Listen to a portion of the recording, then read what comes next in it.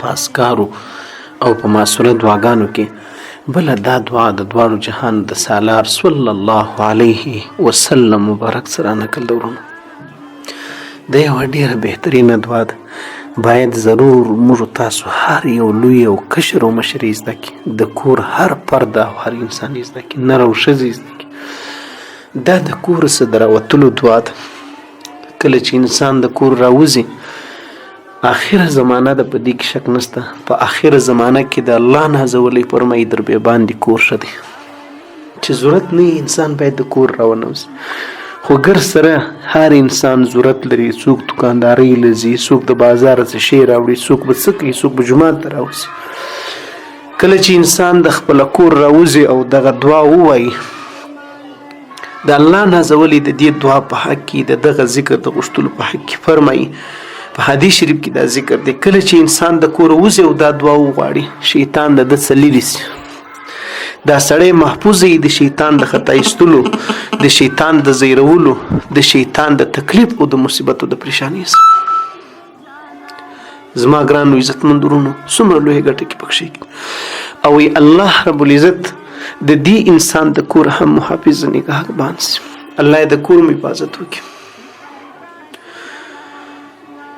خالد دی ذکر ته تاسو ګورئ، کله چې انسان دا ذکر وکړي، ذکر د خیر د پاره کېږي. په ذکر کې به خیر موجود وي او که به نه وي، د ذکر وایي چې هغه به د خیر او د برکته خالي. ستا په راوتلو کې به بیا څنګه خیر او برکت نه وي. دعا کمه د ذکر کم دی. دا یو مسنون عمل دی چې انسان د کوره وځي. هر ورځ موږ تاسو د خپل کور وځو، کله د جمعات لپاره، کله د بازار څخه د شي د راوړلو، څوک دوکاندارۍ لپاره وځي، څوک څه کوي، څوک څه کوي. نو دغه ذکر په دې ټیم کې غواړي، بسم الله توکلت علی الله لا حول ولا قوة الا بالله. بسم الله توکلت علی الله لا حول ولا قوة الا بالله. بسم الله د الله نوم اخلم او زوزم لدی کور. زما پر الله توکل او بروسه او تکیه او اعتماد دی. لا حول ولا قوة الا بالله، چې هیڅ کله انسان په خپل طاقت نه د خطا او د ګناه څخه بچاوېدلی شي چې الله دې ونه ساتي. نه د نیکۍ توفیق په انسان کې شته چې ته د نیکي وکړې، چې الله درته توفیق نه کړي، چې الله دې هدایت ونه کړي. خبره هم دقه شانتې ده.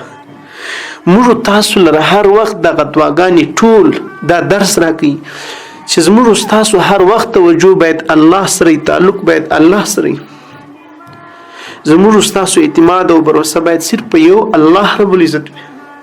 موږ باید په هر کار کې د الله رب العزت څخه نصرت وغواړو او د هر شر څخه د حفاظت لپاره د الله څخه مرسته او مدد وغواړو.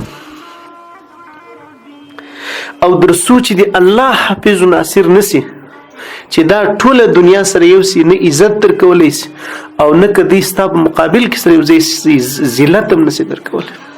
هر څه د الله په قبضه او په قدرت کې دي. زما ګرانو عزتمند ورونو، دعا د ژوند یو بهترینه او ډیره مهمه برخه ده. دعا د عبادت یو ډیره مهمه حصه ده. په عبادت کې بیا خیر نه پاتې کېږي چې په هغه کې دعا انسان د پاک رب ونه غواړي. دعا د عبادت روح او مغز بلل کېږي. وای د چا په مخ چې د دعا او دروازې را خلاص شوې، د هغو په مخ الله رب العزت د هر خیر دروازه را پرانیستله. لیکن څوک چې د دعا څخه محروم شو، هغه د ډېر لوی خیر څخه محروم شو. الله وایي چې دعا څوک نه غواړي، هغه به زه جهنم ته واچوم. تاسو وګورئ چې د الله نازولې څومره دعاګانې غوښتې دي. کم دی ځای شته چې په هغه کې د خدای نازولې دعا ښوولې نه وي او غوښتې دي نه وي. در کپړو در اغوستلو، در یو شي در نوي شي در نصیب کېدلو، در نعمت، در کور در وتلو، کور ته در داخلېدلو، در اولاد، در مثال به ستاسو هر سره واخلم.